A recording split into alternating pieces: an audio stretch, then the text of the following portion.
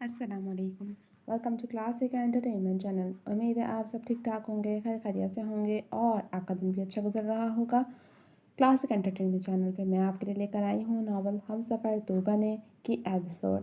لیکن ناول کے ایپیسوڈ کی طرف بڑھنے سے پہلے میری آپ سے ایک ریکویسٹ ہے کہ اگر آپ نے ہمارے چینل کو لائک نہیں کیا تو جلدی سے لائک بھی کر دیجیے، سبسکرائب بھی کر دیجیے اور بیل آئیکن کو پریس بھی کر دیجیے، اور ہاں، شیئر کرنا مت بھولیے گا اپنے فرینڈس اینڈ فیملی کے ساتھ۔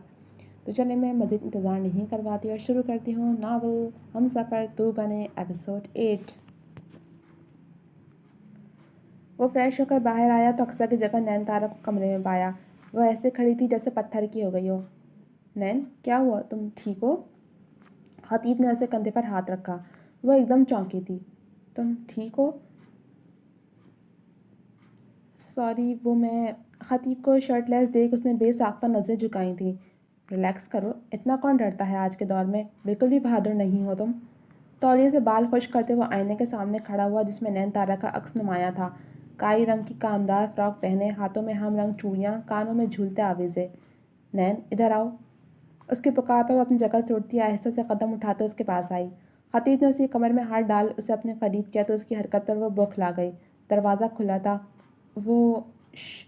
اس نے کچھ کہنا چاہا تھا مگر اس کے لبوں پر انگلی رکھتے خطیب اسے کچھ بھی کہنے سے روک گیا۔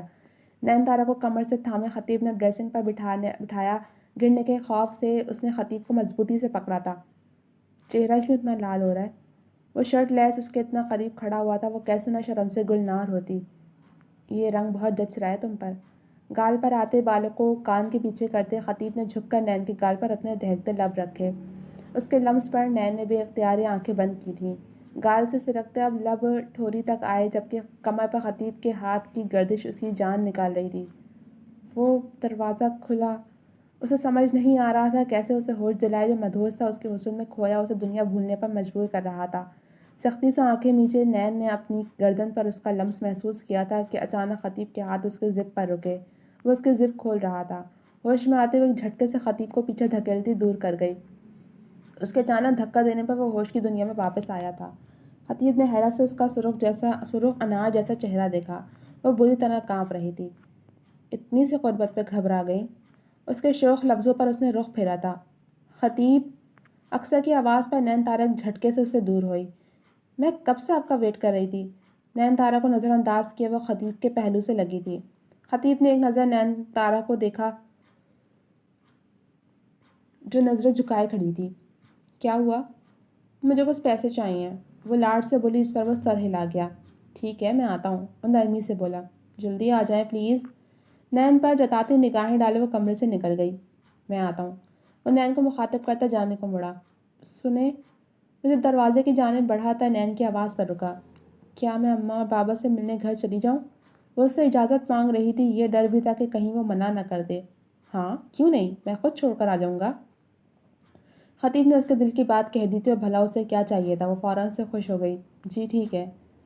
تم کہیں جا رہی ہو اقصیٰ؟ وہ کمرے میں داخل ہوا تو سامنے ہی وہ بیگ پیک کر رہی تھی۔ آپ پیسے دے دیں خطیب جلدی سے، مصروف سے انداز میں کہتی وہ بیگ بند کرتی اب اپنا ہینڈ بیگ تیار کرنے لگی۔ اقصیٰ، کہاں جا رہی ہو؟ اس نے پھر سے اپنا سوال دہرایا۔ اماں بیگم کو بتا دیا ہے میں نے، ان سے پوچھ لیجیے گا، ابھی میری ٹرین مس ہو جائے گی۔ جواب نہ پا کر اس نے خاموشی سے پیسے اس کے ہاتھ میں رکھ دیے۔ یہ بہت کم ہے، پلیز میرے اکاؤنٹ میں ڈال دیجیے گا کچھ، اب میں نکلتی ہوں۔ اپنا بیگ اٹھاتے وہ تیزی سے باہر نکل گئی۔ چلی گئی اقصیٰ؟ اماں بیگم نے اپنے سامنے بیٹھے خطیب سے پوچھا۔ جی۔ کہاں گئی ہے؟ وہ کہہ رہی تھی کہ آپ کو بتا دیا ہے، وہ اماں بیگم سے جاننا چاہا۔ اپنے دوست کے گھر گئی ہے، کہہ رہی تھی بیمار ہے، انہوں نے اس کو وجہ بتائی۔ اوہ اچھا، چلے میں تیار ہو جاتا ہوں، نین تارا کو اس کے گھر لے کے جانا ہے۔ وہ اٹھ کھڑا ہوا۔ ہاں ہاں، کیوں نہیں خطیب، مجھے بہت اچھا لگ رہا ہے، تم نے اپنا دل وسیع کیا۔ وہ واقعی میں بہت خوش تھیں۔ اماں، احرام پاکستان آ رہا ہے، خطیب نے یاد آنے پر ان کو اطلاع دی۔ اچھا، واقعی؟ اپنی دل بھی آ رہی ہے رہنے حویلی؟ دل؟ ایسے اچانک؟ دل کا نام سن اسے خوشگوار حیرت ہوئی تھی۔ دل شہر میں پڑھتی تھی، وہ اماں بیگم کی سب سے چھوٹی بھانجی تھی، ان کی لاڈلی۔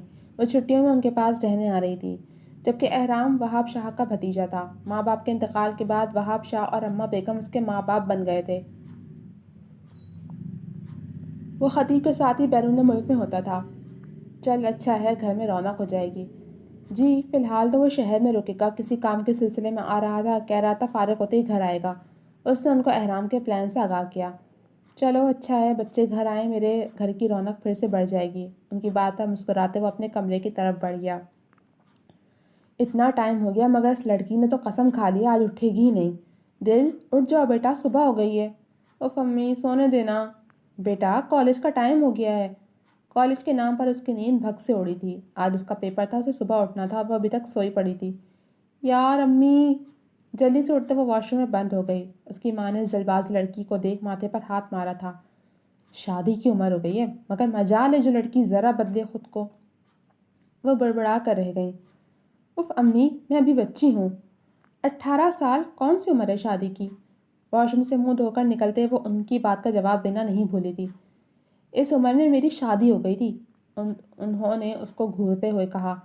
ہاں ہاں لیکن وہ آپ کا زمانہ تھا نا پیاری ماں۔ اس کے ہاتھ کے ساتھ ساتھ زبان بھی چل رہی تھی۔ اچھا اب میں جا رہی ہوں، دعا کیجیے گا پیپر اچھا ہو۔ تیار ہونے کے بعد ان کے گلے میں بہائیں ڈالے لاڈ سے بولی، انشاءاللہ بہت اچھا ہوگا۔ ان سے دعا لیتے وہ باہر نکل گئی۔ ایئرپورٹ سے کیب کرتے وہ سیدھا ہوٹل آیا تھا۔ اس کا آج آنا خطیب کے لیے بھی سرپرائز تھا۔ بالوں کو جیل سے سیٹ کیے، گہری کالی آنکھوں کا مالک، وجاہت کا شاہکار تھا۔ اس کا ارادہ اگلے ہفتے کا تھا مگر اپنے کام کے سلسلے میں اسے یہاں جلدی آنا پڑ گیا۔ خطیب کی زندگی میں جو مسئلے چل رہے تھے اس کے بعد وہ مزید اسے تنگ نہیں کر سکتا تھا۔ ایئرپورٹ سے نکلتے وہ سیدھا آفس آیا تھا جہاں اس کی ایک اہم میٹنگ تھی۔ جلدی آنے کا مقصد بھی یہی ایک اہم میٹنگ تھی۔ آفس سے باہر آتے وہ گاڑی کا ویٹ کرنے لگا۔ غیر ارادی طور پر اس کی نظر سامنے پڑی اور پھر پلٹنا بھول گئی۔ سامنے وہ کالج یونیفارم پہنے کھڑی تھی، وہ اسے کیسے بھول سکتا تھا؟ سر پر کتابوں کا سایہ کہ وہ بار بار گھڑی دیکھ رہی تھی جیسے کسی کا انتظار کر رہی ہو۔ وہ بس اسے دیکھتا ہی رہ گیا۔ دھوپ سے سنہری ہوتی رنگت، معصوم سے نقوش، اس کی طرح کالی آنکھیں۔ وہ نگاہیں پلٹنا بھول گیا تھا، چہرے پر مسکراہٹ آئی تھی۔ اب واقعی وقت آ گیا تھا اسے اپنا بنانے کا۔ اس چھوٹے سے گھر میں اس وقت خوشیاں بھری ہوئی تھیں۔ نین تارا کے ایک بار بولنے پر خطیب اس کے ساتھ ہی گھر میں داخل ہوا تھا اور اپنی بیٹی اور داماد کو دیکھ نین کے ماں باپ خوشی سے پھولے نہیں سما رہے تھے۔ اللہ نے ان کی سنی تھی، ان کی بیٹی اچھے گھر میں تھی۔ جو خدشات تھے وہ بھی خطیب سے مل کر دور ہو گئے تھے۔ وہ تھوڑی دیر ان سب کے ساتھ بیٹھا اور پھر شام میں آنے کا کہتے ہوئے اجازت لیتا وہاں سے چلا گیا۔ ایک اچھا وقت اپنے ماں باپ کے ساتھ گزار وہ شام ہوتی خطیب کے ساتھ واپس حویلی آ گئی تھی۔ حویلی میں ایک الگ ہی رونق لگی تھی۔ کیا بات ہے بھائی، بڑی رونق ہے آج تو، خطیب نے مسکراتے ہوئے کہا۔ نہیں بس ویسے ہی آج اماں ہم سب کے پسند کا کھانا بنا رہی ہیں۔ تیمور کے بتانے پر وہ ہنس پڑا۔ سبھی جانتے تھے وہ کھانا کھانے کا کتنا شوقین ہے۔ میرے کپڑے نکال دو، میں آتا ہوں۔ نین تارا کو مخاطب کرتے خطیب نے اس سے کہا تو وہ سر ہلاتی اوپر چلی گئی۔ تیمور احرام آنے والا ہے تو اسے کچھ بھی پتہ نہیں چلنا چاہیے جو کچھ ہوا۔ وہ ابھی تک شرمندہ تھا۔ بے فکر رہیں بھائی، اس بار میں ایسا چکر چلاؤں گا نا کہ احرام صاحب یاد رکھیں گے۔ کیسا چکر؟ وہ ناسمجھی سے بولا۔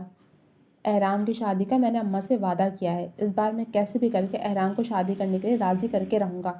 تیمور نے اسے اپنے ارادے بتائے۔ شادی کے لیے ایک عدد لڑکی بھی چاہیے ہوتی ہے۔ اف بھائی لڑکی ہے نا، چٹ سے جواب آیا۔ کون؟ خطیب نے حیرت سے پوچھا۔ اپنے دل اور کون؟ تیمور سکون سے بولا۔ دماغ خراب ہے کیا؟ اتنی چھوٹی ہے وہ احرام سے، اور ویسے بھی احرام کو بہت سنجیدہ مزاج لڑکیاں پسند ہیں، اس لیے کچھ الٹا مت کرنا تیمور۔ اس نے اسے باز رکھنا چاہا اس سب سے۔ اف برو، یہ آپ بس مجھ پہ چھوڑ دیں، میں سنبھال لوں گا۔ تیمور پر امید تھا، خطیب اسے بس دیکھ کر رہ گیا۔ آپ کے کپڑے؟ خطیب روم میں آیا تو نین نے فوراً سے اس کے ڈریس کی طرف اشارہ کیا۔ سر ہلاتے ہوئے بنا کچھ بھی کہے وہیں بیڈ پر بیٹھ گیا۔ آپ پریشان ہیں؟ اسے ایسے بیٹھے دیکھ وہ پوچھے بغیر نہیں رہ سکے۔ خطیب نے ایک نظر اسے دیکھا اور پھر اپنا ہاتھ اس کی جانب بڑھایا۔ نین نے آہستہ سے اس کا بڑھا ہوا ہاتھ تھاما۔ اس کا ہاتھ تھامے خطیب نے اسے بالکل اپنے پاس بٹھایا تھا۔ آپ کیوں پریشان ہیں؟ اس نے معصومیت بھرا سوال کیا۔ پریشان تو نہیں ہوں، بس ایسے ہی کچھ سوچ رہا ہوں۔ خطیب نے اسے گلابی ہوتے گالوں کو دیکھا اور پھر آہستہ سے جھک کر وہاں اپنے لب رکھ دیے۔ وہ نین نے بوکھلا کر کچھ کہنا چاہا۔ میں چینج کر کے آتا ہوں، پھر بات کرتے ہیں۔ اسے کہتے ہوئے اپنے کپڑے لیے واش روم میں بند ہو گیا۔ اس کی جانب پر حیا سے نین کے چہرے پر مسکراہٹ آئی تھی۔ خواہ مخواہ وہ بیٹھ کے اندیکھی سلوٹیں ٹھیک کرنے لگی۔ اس نے کبھی شادی کا سوچا نہیں تھا اور پھر جس طرح شادی ہوئی اور اس کے بعد خطیب کا انداز، وہ بری طرح سہم گئی تھی، لیکن پچھلے 3-4 دنوں سے خطیب نے اس کا سارا ڈر ختم کر دیا تھا۔ مری کے ہری حسین راستوں پر وہ ویلوٹ کی شال اپنے گرد لپیٹے بہت سکون سے ایک جانب کھڑی تھی، جیسے کسی کے منتظر ہو۔ تھوڑی دیر بعد سامنے سے وہ چلتا ہوا نظر آیا، سامنے رنگت معمولی سے نقوش۔